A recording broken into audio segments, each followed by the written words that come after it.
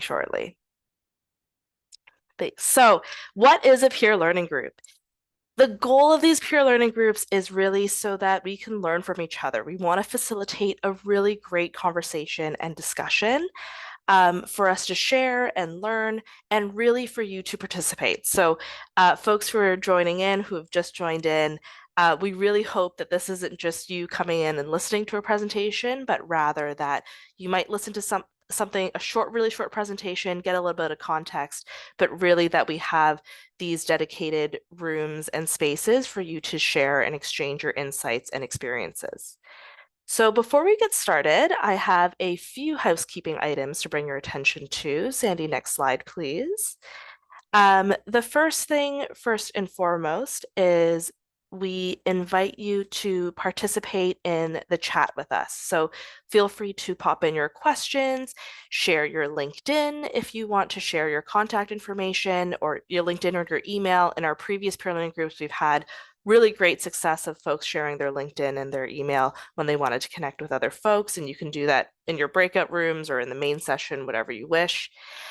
Closed captioning is available for this session, and so it can be activated by clicking the icon in the Zoom toolbar.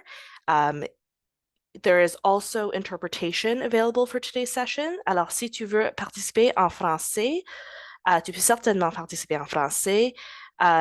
Tu peux choisir la chaîne français ou anglais dans le bouton interprétation dans le bar de Zoom.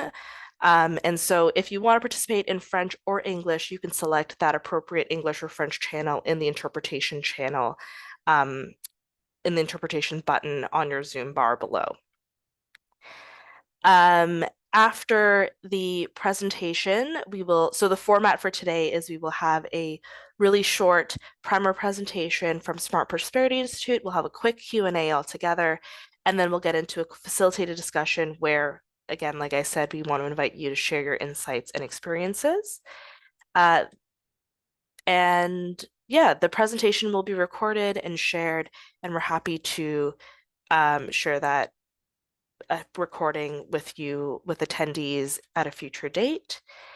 And as well, what we're planning on doing is we're going to be creating a, we'll be doing some note taking, and we'll be kind of recording any resources, links that you're sharing, things that you're putting into the chat or into discussion that might be of interest to folks, and we'll compile a little bit of a report back document and share it with everyone who's here in a couple weeks. So you can look forward to that as well. Next slide, please, Sandy. Before we really get started into the main program, I wanted to just quickly acknowledge that I'm joining you from York University, which is on the traditional territory of the Anishinaabe Nation, the Haudenosaunee Confederacy, the Huron-Wendat, the Métis, and the Mississaugas of the Credit First Nation. As we are gathered virtually, I encourage you to reflect on and acknowledge the land that you're joining us from.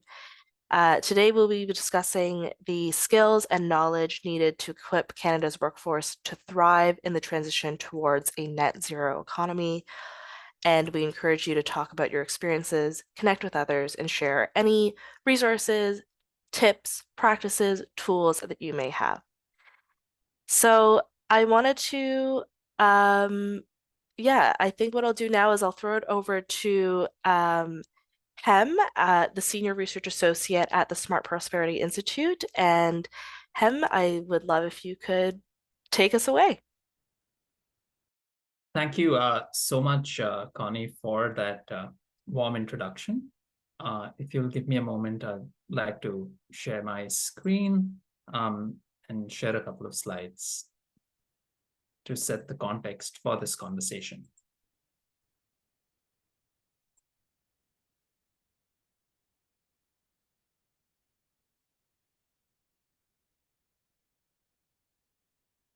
I hope my screen is visible. Yes, it is. Thanks, Hem. So at the outset, I'd like to thank the Future Skills Center and Research Impact Canada for this opportunity to share our work. I would like to acknowledge that I reside on the unceded traditional and ancestral territories of the Anishinaabe and Algonquin nations, and we recognize the unique and enduring relationship that exists between the Indigenous peoples and their traditional territories worldwide. Today, I'm going to talk about closing Canada's green skills gap. But before that, I'd like to share that I work for the Smart Prosperity Institute, which is a global research network and policy think tank based at the University of Ottawa. And we've been focused on the intersection between the environment and the economy. Canada's net zero transition is likely to create up to 300,000 new jobs by 2030. And we're going to see a demand for workers across regions, with some of the largest increases likely to be in provinces like Ontario, Quebec, and British Columbia. So it's manufacturing, clean energy, construction, and even zero emissions vehicles, which are the industries that are set to grow. And for all of this, we need a skilled workforce if we are to have a successful transition. And by that, what we mean is we need people who have the proficiency to actually help adapt different products or different services to the changing climate and changing environmental requirements. So over the last 18 months or so, Smart Prosperity has worked alongside the Future Skills Center to identify the green jobs and skills needed to advance Canada's clean growth. And we're extremely grateful for the support that FSC has provided. So we started with trying to think about, are provinces ready for absorbing this workforce and the green skills? So that was one of the first reports which focused on things such as, do we have enough housing? Do people have friends and family in these provinces? What about things like social support? And what are the factors that help people move to one province or another? Are there enough career opportunities? And while we were doing this research, we realized that a lot of the opportunities that will emerge because of the net zero transition will be regional in nature. And this was the point where we decided to do a deep dive into 3 emerging clean growth opportunities. The first being zero emissions vehicles in Ontario. The second was plant-based proteins in Manitoba and Saskatchewan. And the third is mass timber in British Columbia. All of these are growing. They already have people working in these industries. And what we did was we took an approach where we mapped the entire value chain for each of these. So for example, from our zero emissions vehicles work, we looked at who are the raw material suppliers? How does primary metal manufacturing happen? How are the batteries assembled? And then finally, how is the entire vehicle assembled? And across these different processes, what are the different occupations that are involved? So for example, you may have a plant supervisor, you may have engineers, computer programmers. And then for each of these occupations, we actually analyzed the current and the future skills requirement. And this was done through a series of interviews, online surveys, workshops, and secondary data analyses, where we engaged with communities in London, in Windsor, in rural parts of Manitoba and Saskatchewan, in the forestry communities in northern British Columbia, to understand, what were the perspectives that were emerging, what were the challenges, and what were some of the solutions that the communities saw to address the skills gap. Coming on to a few selected policy insights. The good news is that when it comes to green skills, many skills are not actually new, but they are a recycling of existing skills which are actually applied to newer contexts. For example, think about an electrician. So an electrician may come to my home to repair a faulty circuit board. And then that same person may come 6 months down the line to actually install an electric heat pump. So it's the same sort of skills, but very often they're applied to a newer context. Of course, in certain professions, there will be the need for upskilling and reskilling. So, for example, if you look at zero emissions vehicles, since we are moving from a gasoline engine to a battery vehicle or a battery setup, there is a need for skills around chemical technology, mechanical engineering, and so on. And so we'll need reskilling and upskilling programs. And these can actually be accomplished in a reasonably short time frame. The next insight was, while technical skills will be important, it will also be important to focus on non-technical skills. And there is a beautiful complementarity between the technical and the non-technical skills. So when you think about non-technical skills, you need critical thinking, you need complex problem solving. It could be judgment and decision making or coordination. And some of the more recent thinking and studies tend to suggest that the non-technical skills will be the ones where perhaps more significant skills gaps will emerge. So to give you an example, if you think about the plant-based proteins sector, you have a manufacturing plant who has to actually think and coordinate with farmers to understand, what are the crops that they are growing, what is likely to be the output in that season, what does this mean for their particular manufacturing capacity, are there options for them to deal with some of the byproducts of agriculture, could they be further processed into useful products to enhance the value. Or if you think about a mass timber building, then an architect who is actually designing the building needs to be able to communicate with someone who is actually doing the manufacturing of those mass timber panels. And so it's about this, just not the technical know-how, but also these soft skills, which will be extremely important. The third insight that we had was, we need strong social infrastructure. A lot of the jobs that will be created are likely to be in rural areas. And in many of the rural areas, there are challenges with affordable housing, child support, public transport, community services. In some rural areas, social infrastructure may actually be non-existent. So it's not enough to have jobs in small towns or villages, but people actually, should want to live there too. And this means that we need to think about, can we provide them a daycare service? Can we have policies such as bring your child to work, or have flexible working hours, or help people cover some of their relocation expenses? How can we help certain kinds of communities, such as, say, newcomers or international students, to reduce the barriers that they may be facing to enter the labor market? So it's important to think of the broader,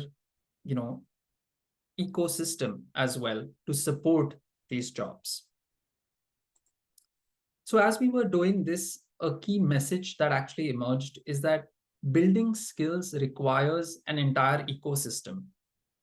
It's not enough to leave it to an individual to find a program, to upskill, and then to look at opportunities within the clean growth sectors. You need learners, educators, policymakers, employers to come together to address challenges. Let me talk about two selected examples. So the first is around labor shortages. What we are seeing is, both in the plant-based protein sector and in the zero emissions vehicle sector, that the median age of the working population is around 54 to 55 years. And they're very close to retirement. And therefore, there is a need to help youth or more people enter these workspaces. So when it comes to policymakers, there is a need to proactively work to scout talent from within the community. And they can do this by giving a mandate to a local workforce workforce planning boards to identify and support candidates from underserved communities. Similarly, unions, employers could also work together to create incentives for people who are on the verge of retirement to return to colleges as instructors. And this is important because in certain industries like plant-based proteins, there are proprietary technologies which may actually even vary from company to company. So having people who work there come and train the next generation and pass on their knowledge, wisdom, and experience would be extremely important. The second point I'd like to touch upon where this ecosystem kind of approach could play an important role is around the expansion of training programs. So policymakers, for them, it would be important to actually help with funding. And this could be funding colleges for new courses, or it could be providing scholarships to students. For education institutions to provide decentralized and flexible learning, or training in additional languages. So sometimes, language could be a barrier. Or employers, unions, and education institutions coming together to provide work integrated learning opportunities. There are several examples that we came across. For example, the Food Futures program at the University of Lethbridge. So this actually offers a wage subsidy to businesses who will be willing to take on students for work integrated placements. Or, within the zero emissions vehicles industry, we see that there are new programs which are being developed. For example, St. Clair College has partnered with Stellantis to set up an EV technician program. The Canadian Mining and Tooling Association has this career ready program, which gives employers up to 50% wages to provide students with experiential learning placements. I'd just like to end by sharing that Canada will need to attract and retain the best talent across the globe. And to do this, we need to anticipate and prepare for the skills transition so that we can set ourselves up for success. Thank you. Thank you so much. Thank you so much, Hem. It's like not surprising to me, but also like I feel like the challenges to do with probably like growing the skills in a net zero economy are the same challenges we have with upskilling and working in any sector, right? It's always like the the the the training, the full ecosystem, it's a social and physical infrastructure. That was really great. Thank you for that. I wonder if there's any questions. Feel free to unmute yourself or raise your real life hand, virtual hand, if there's any questions. I also believe, Hem, we have some other folks from Smart Prosperity Institute here. Maybe as people are thinking of those questions, I'll invite you and your colleagues just to introduce yourselves really quickly, just so that people know who we have in the room. Thank you. So I have my colleagues, Nicholas Renzetti and Chinvizu Okeke, and I'd invite Nicholas to introduce himself. Hello, good afternoon, everyone. Thank you. I'm sorry, morning. Thank you for taking the time to be here today. As mentioned, Nicholas Renzetti, Research Associate at the Smart Prosperity Team. As I mentioned, we worked on a variety of clusters, and I work primarily on the plant-based protein cluster in Manitoba and Saskatchewan. I'm colleague Chinwezu. Yeah, good morning. Good presentation, Hem. Yeah, so I am also one of the research associates on the skills and clean resource growth team at the Smart Prosperity Institute. I am one of those who did the work on the zero emissions vehicle cluster, and I'm based in Toronto. Although a bunch of that work is, it's done mostly in Southwestern Ontario, right? That's where most of Canada's auto manufacturing is. So that's, Windsor, London, a little bit parts of Hamilton or Toronto as well. Yeah. Great. Thank you.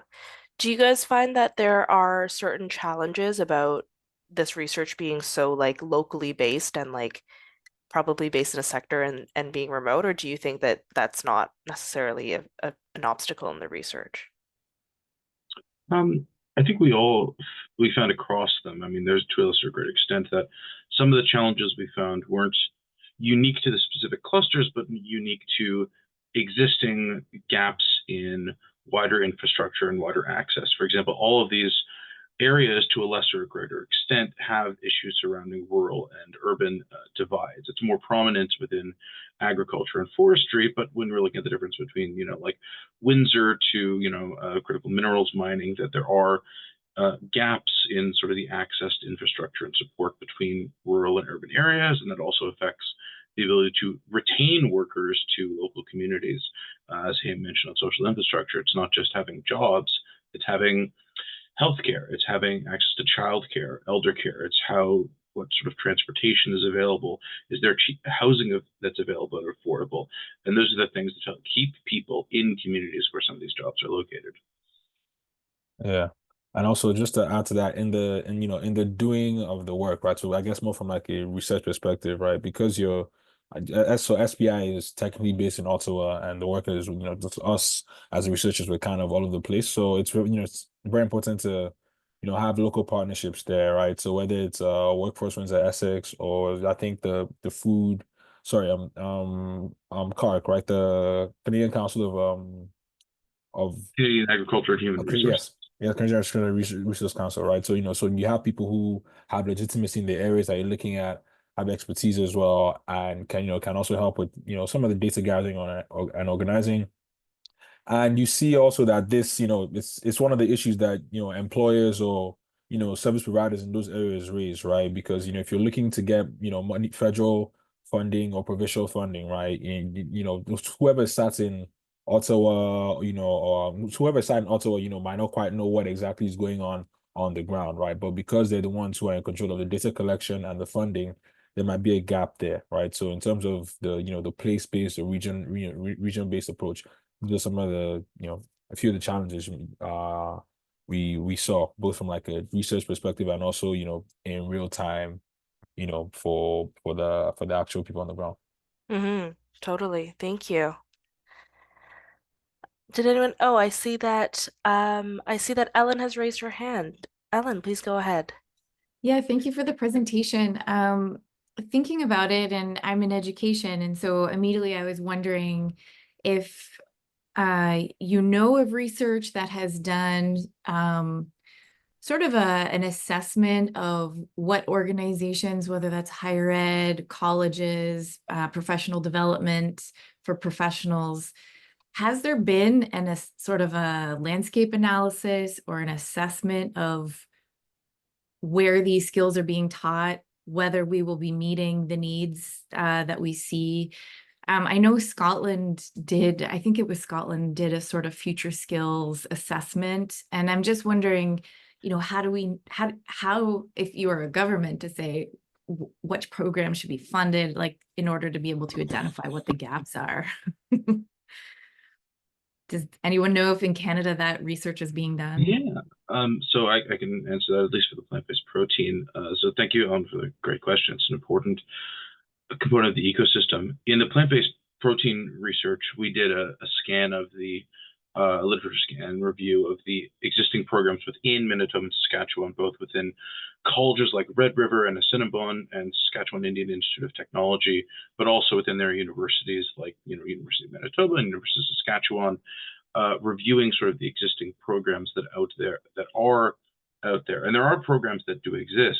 The difficulty in some ways is awareness of these programs as opportunities. There's one situation in Manitoba where I believe it was at Red River College, where they created a program for training in food manufacturing specifically, but they didn't have enough uptake on this. And it wasn't because the jobs weren't available, it's because in many cases, workplaces often prefer to provide on-the-job training for proprietary production processes. They assume if they are able to bring someone in-house, they're able to train someone on things.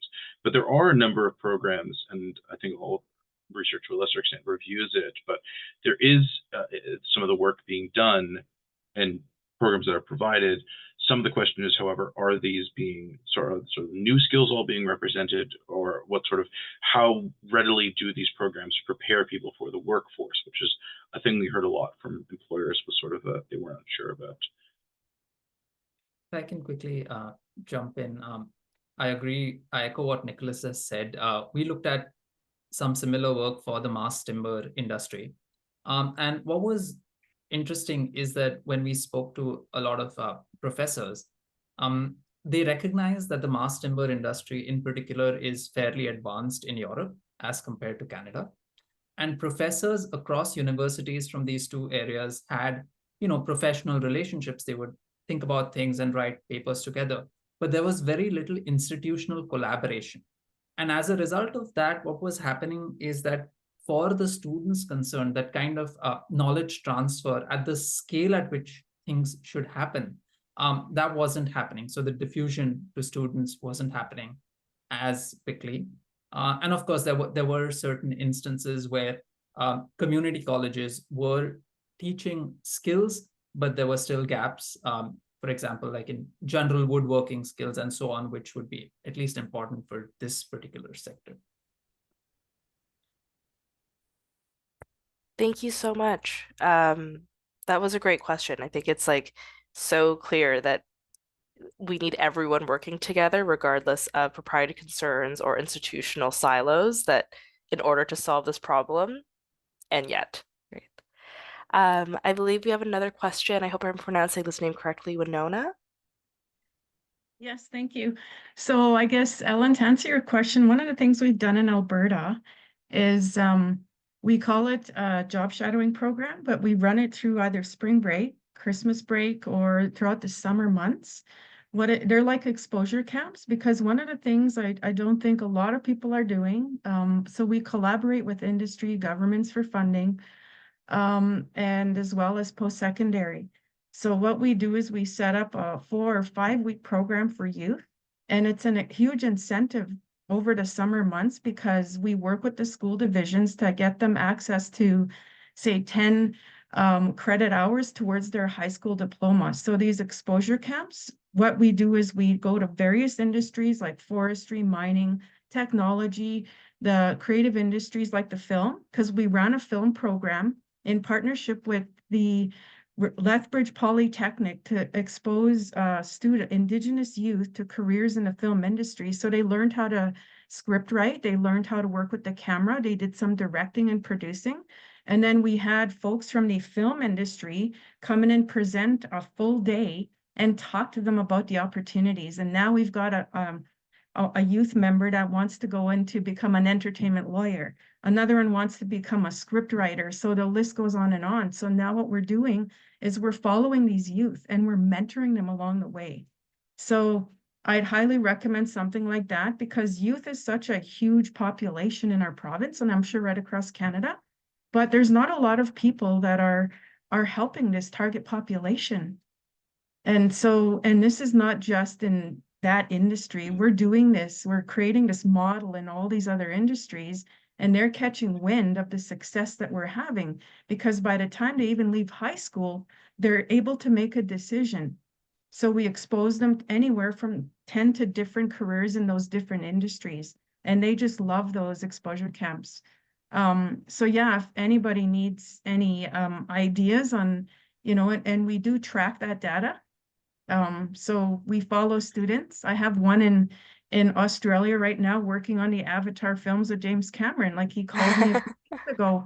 And that's what I mean, the impact that these exposure camps have and programs, right? Because there's incentives to apply and attend so you can learn. The best thing to do is that mentorship and on that job shadowing for even a couple of weeks, just to see if this is something you want to do. Very, very successful. I've been doing it for 11 years now. So, but yeah, I just wanted to share that. I think that's another way to get our younger populations involved with, the career pathing, and then set themselves up for success. That's fabulous. Winona, I might have missed this. Do you mind sharing what organization you're from? So you know what? I work as an independent contractor, but I just started doing some work with the city of Airdrie, because they're the fastest growing municipality in Canada. And then I'm working for Steel River Group. So they work with a number of First Nations across Canada on a ton of youth projects. So that's my focus, is working on youth projects. Like we build youth centers, we create training to employment programs. Yeah, we do exposure camps, we do entrepreneurship skills development, like empowerment. So we do it all, right? We're doing coding in First Nation communities and train the trainer. And that's what I was going to ask future skills. Like, is there an opportunity to apply for funding for some of this? Because we're always going after the same pot of money in the province. And we want to lighten that load and maybe go after federal dollars, because I know there's a few good programs out there. Yeah. Thanks, Winona. Do you mind? I think we see a lot of cosign in the chat, a lot of interest. Do you mind throwing some links to the specific organizations that you talked about, or even about the exposure camps into the chat? I'm sure people would love to hear You more. know what I'll do? I'll share my LinkedIn, because if you go on my profile, you're going to see all, like, it's going to show all of the details of those projects. That'd be the Perfect. best way, because I mean, I've got so many links, to be honest. People can even just message me on LinkedIn, and then I can reply that way. That's the best way, because then I want to be able to, share and meet everybody's needs, because they're all going to have different needs going forward, right? So if they're more specific, then I can help them to get to the right. That's great. So I that's love that you're jumpstarting our LinkedIn sharing on this yeah. So peer I'll learning do group. that. We had quite a lot of LinkedIn sharing on our last one, which was also fabulous. Perfect. Chloe, I notice you have your hand up. Please go ahead. Oh, Chloe. Hey, how are you? Hi, good. I wasn't sure. Go ahead, please. I'm Chloe. I'm a policy analyst from Future Skills Center. And my question is about, how does your work connect to social procurement processes? As I was thinking about alternative proteins, there's a lot of opportunity to satisfy culturally responsive goods, dietary needs, and as a lot of young people are getting involved in environmental projects like urban farming, how do you call people into these opportunities as opposed to creating these ecosystems of silos where people are competing for the same pot of money? Meanwhile, they may have the puzzle piece to a whole solution if they worked cooperatively.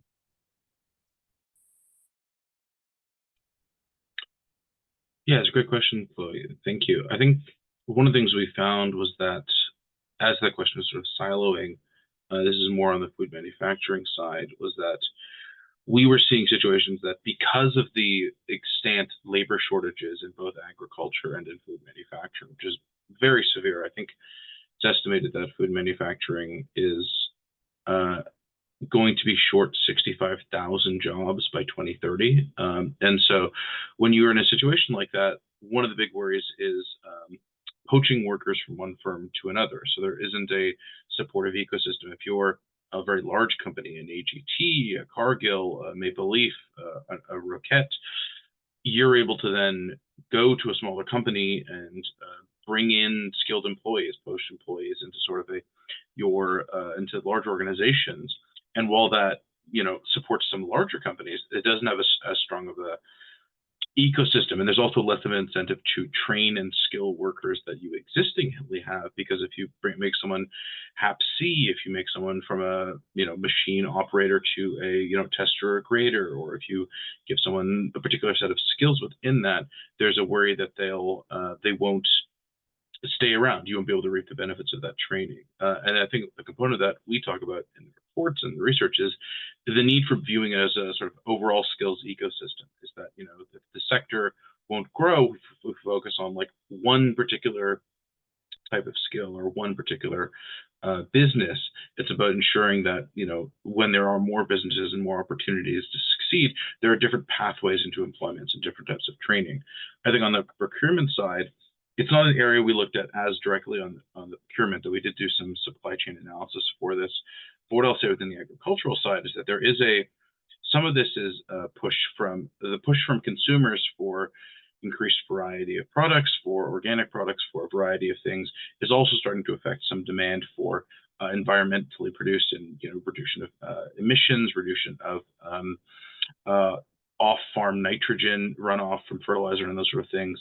And that pushback is coming from consumers, but it's working its way up through demands through the supply chain and through farmers. So I think those are all real concerns. That particular component of cultural procurement isn't an area we looked at as directly, but it was sort of verged on by sort of a lot of the work we did. That's great. Thank you so much, Nicholas. And that's actually, I think, a pretty good segue into the next part of our peer learning group, which is the peer learning part. So we shortly after this, we will have assigned folks into different breakout rooms, and together we'll discuss this question. Thank you so much, Sandy. How have you or your organization, or if you're a solo operator, navigated the challenges and opportunities in preparing the workforce for a sustainable net zero economy? Are there any specific strategies, tools, resources, partnerships that have been particularly effective, tips that you want to share? So that's kind of the question we'll leave in your heads. We will break you out into breakout rooms. We'll have facilitators. We'll have our folks, our wonderful presenters from Smart Prosperity Institute in the breakout rooms as well. And we look forward to hearing all of your insights and sharing and exchange. A really rich discussion. I think what I'll do, I mean, Ellie, I'm putting you on the spot a little bit. But I was wondering if you wanted to share a little bit more about the research that Future Skills Center is doing in general, about this like skills piece, sustainable skills, the green economy, net zero economy. If there's any research, because I know that that's a priority area for FSC, for Future Skills Center. Just wanted to give it a moment to highlight, because so much of, I don't know about the other breakout room, but so much of the discussion in the breakout room that I was in was really on number one, the skills gap. How are we meeting the skills gap? And number two, what are we doing in terms of future forward projections, and how can we fill this? So Ellie, I know I'm putting you on the spot, but I don't know if you had a chance, if you wanted to maybe talk a little bit about that.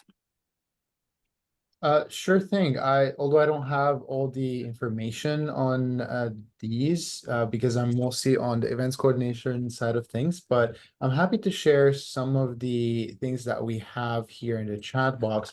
I'm going to send one of the most recent sort of report that we've published on the Future Skills website. And this is the state of skills on sustainable jobs, focusing on the different projects, the different research that the Future Skills Center has been involved in, including the projects that the Smart Prosperity Institute was presenting today. You'll find so many other related topics and researchers across the country over here. We also hosted a webinar yesterday that featured 2 other projects that we will be sending an email to all the, I think, people that attended. Happy to send that link here too if people want to watch and get a bit of more idea on this, specifically the state of skills, but also the different projects.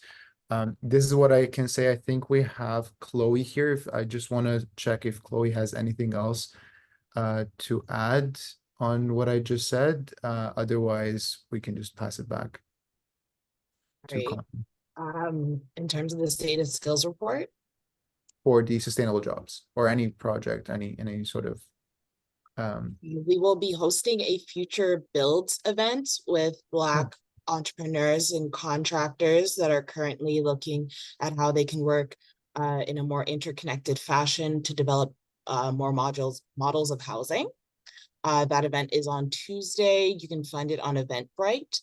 And we have just some other webinars coming up next week. I don't know them off by heart, but if you, Ellie, I imagine you have access to the newsletter and you can refer the people to the good message.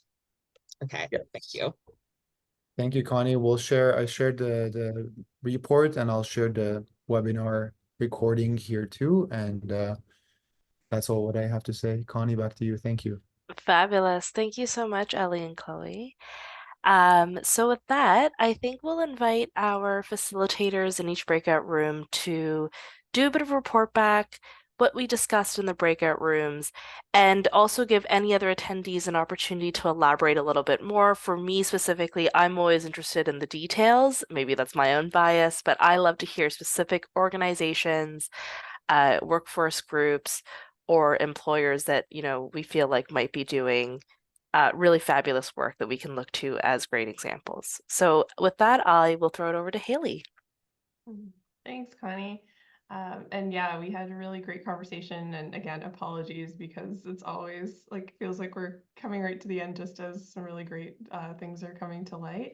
But our initial part of the conversation really focused on the strategy of getting the whole ecosystem together in the room, particularly having decision makers who can actually sort of take the results of those discussions and go away and either make policy changes or enact programs to start addressing some of those disconnects within that skills ecosystem. So yeah, clear communication and trying to get everybody in the room as a particular strategy.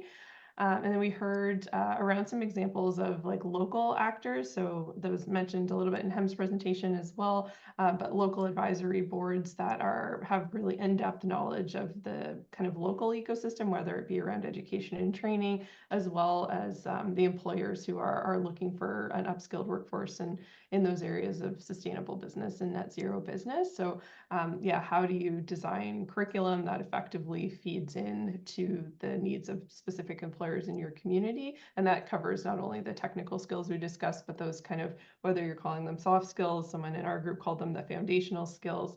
But yeah, all of those things, like the kind of intangible skills that come with yeah, building a strong workforce ecosystem and a strong individual within a job.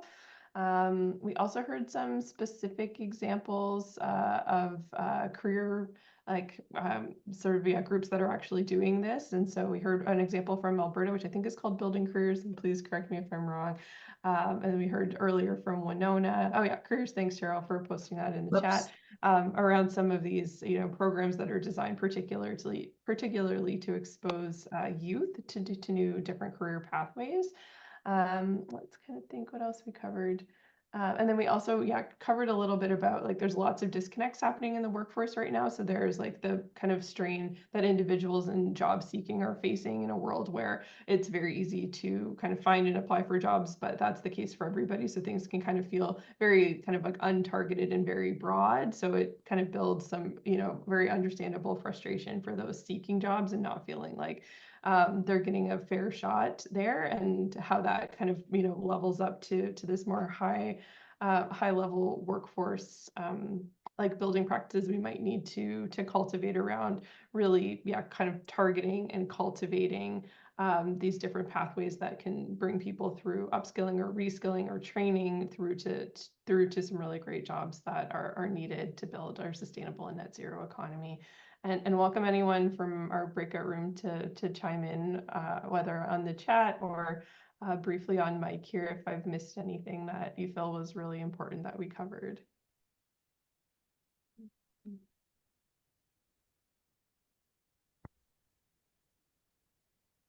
Great, thank you. Some space, but yeah, thanks, Connie, and we can pass it to the next breakout room. Great, thank you so much, Haley. With that, I will invite our facilitator from Breakout Room 2, Preet, if you wouldn't mind sharing what you discussed and your folks discussed in your breakout room. Hello. Oh, okay, the screen is good. So what we started off with is that often when planning the projects, it is quite late by the time the company start thinking of the human aspect of it, or the people that are going to be involved, or by the time they need labor, it is too late to plan. So planning earlier would be helpful, because if you're planning, you want to diversify your hire pool on the manufacturing side. You want to bring in diverse talent. You want to bring in youth entrepreneurship.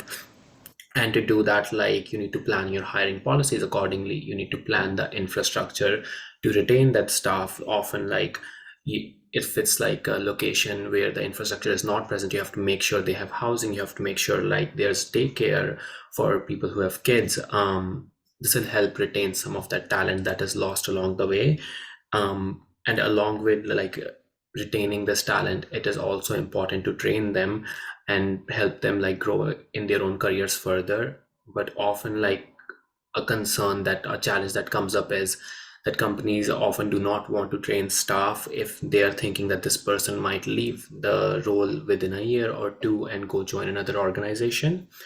So to kind of tackle that, some of the things that could be done are, of course, like micro credentials, but then the validity of that like varies organization to organization.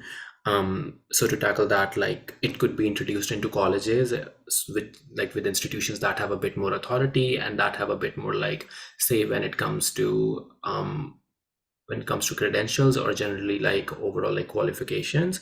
So adding it there might standardize that a bit more. That was one of the other things that we discussed.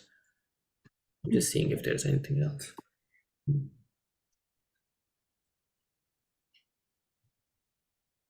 Yeah, I think these were kind of like the main points. And also like for offsite, like for sorry, for projects that are like offsite that are in more in rural areas, there needs to be more of a focus on like building affordable housing and like making sure that people actually want to stay there. And how that is often done is through a community effort too, that there is a community that people want to settle into for a long period of time, or maybe within a very short span of time people might not even be interested in staying in that location, and that is like another issue that comes up with like retention. So this ties back to like the need to build resources and community around the people who are joining an organization that is not in a city and is in a rural area. So yeah, these were kind of the key points, and I invite like Adishi and like everyone else in our breakout room, if I missed anything, please feel free to touch on it. Yeah, thanks, Preet. I think you got most of it. And I also want to share a specific example that Benona had shared in the chat, which was Women Building Futures in Edmonton, which is like a great model for setting women up for success in non-traditional roles. And yeah, we like most of our discussion was centered around just like more inclusive practices for hiring and more specifically for retention of the workforce so that there's like enough training that can be used for the work instead of people wanting to leave and that training sort of like fizzling out with them. And yeah, that was most of it. And if there's anyone from our group who would like to add, please go ahead.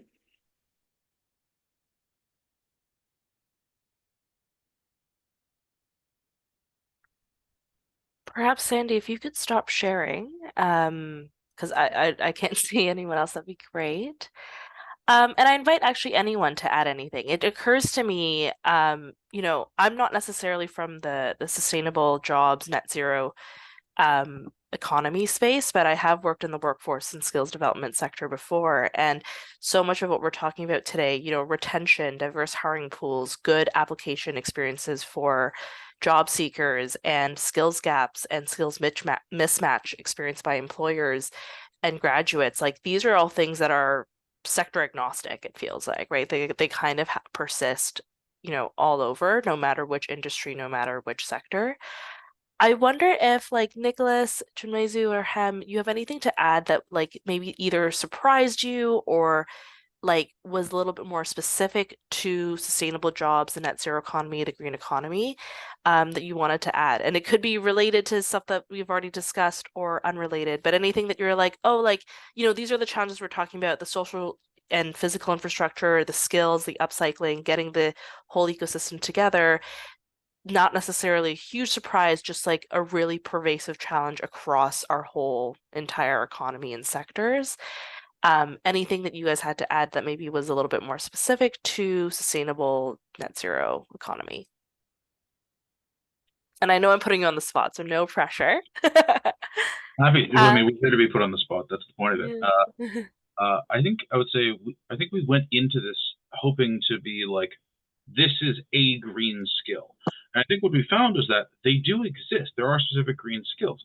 Within zero emissions vehicles, there are new production processes that are noticeably different from combustion vehicles. Within mass timber, it's, you know, the process of like gluing and laminating boards together, the process of like modular construction, which some people talked about in our sector. And then in plant-based protein, some of the new food science research, you know, literally making new products out of pea isolates and, you know, soybean starches and little components. And I think, and in all of those sectors, there are those specific new skills which are being generated, some of which we call green, others which might be proprietary production techniques within an organization, and that those do exist.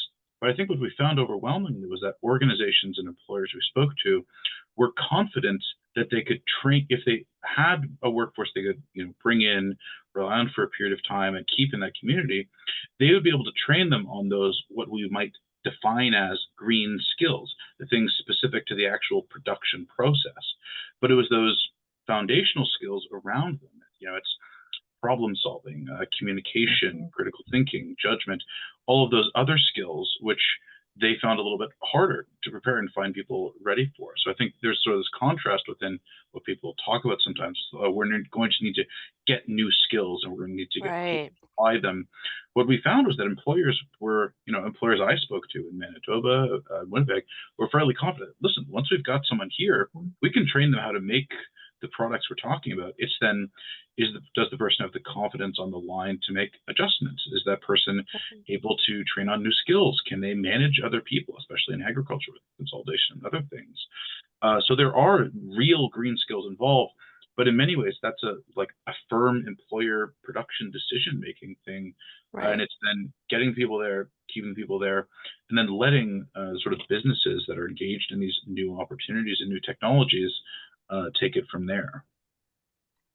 I think that's really insightful, Nicholas, and I think it brings us back to something, I believe, Cheryl, that you talked about, right? That like these skills of, maybe what we consider a little bit more social and emotional skills are foundational work skills. I think, Nicholas, you used that same word too.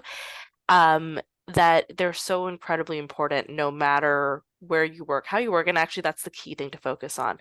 It does beg the question to me, while I think this all sounds good, and I think a lot of us, are nodding our heads and we understand, the question, and I know we have 2 minutes left of the session, so I won't say we have answers, is like, well then, like, how are we training in these skills? And like, what are we doing for that?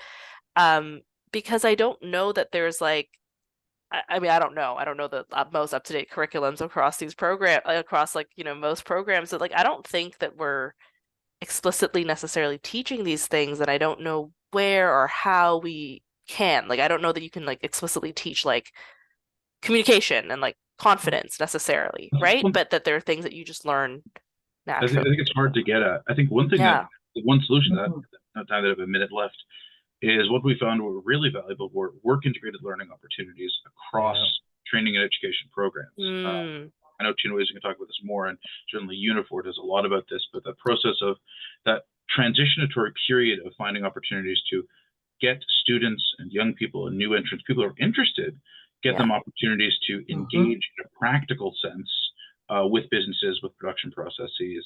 And in that process of learning, they can sort of develop. Chinweiz, I know you. Yeah. So right. So that this is part of the methodology of the work. We look at knowledge and skills, right? So some of the there's the skills and there's the knowledge. So having the knowledge of mechanical processes or knowing which chemicals go into which batteries, right? Because like Nicholas said, it's technological differences between internal combustion engine, right? So your regular car versus your EV, right? Your Tesla and the like, right? So that you build up the how to apply some of those more foundational skills through the experience of the internship or an apprenticeship, right? So because we've talked a bit about the skill trades here, right? And the skill that's another thing that came out across our work, which is that we think we like Hem also mentioned this, right? We know of welders, carpenters, industrial electricians, millwrights, the like, right? So but these are necessary for what you think of as like a green job or a green skill, right? Because you need to know about you need to know about currents and things like that to build up an electric vehicle, or you need to know how you need to be a good enough carpenter to retrofit a building, for example, or to use mass timber to build a new kind of housing, right? So it's the knowledge is kind of what changes, right? But the foundational skills are kind of how you end up applying that knowledge, passing it on, right, and using it. Yeah, so it's the knowledge is kind of what changes, but the skills are foundational, really. I think that's like a great way to end off our session, is to really reiterate that these foundational skills are incredibly important, number one, but also that those experiential learning opportunities are how we learn. And I think that that's actually something we heard from the beginning of the session. I believe, Winona, you mentioned like a little bit about like those summer camps that really helped youth, number one, gain exposure, but also the opportunity to shadow these jobs, right? Also quite similar to that experiential learning piece. So whether it be work integrated learning, internships, camps, what have you, really gaining that hands-on practical experience is super vital. That's fabulous. Thank you so much to everyone who participated in our session. And I just wanted to give like an especially huge thank you to our folks from Smart Prosperity Institute. So Hem, Nicholas, and Chudmezu, thank you so much for sharing your time and your expertise today.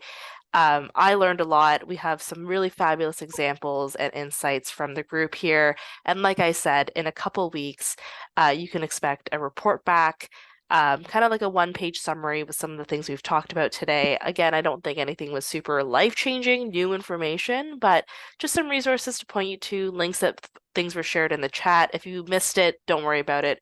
We got record of it, and we will make sure to share that with you in a couple of weeks.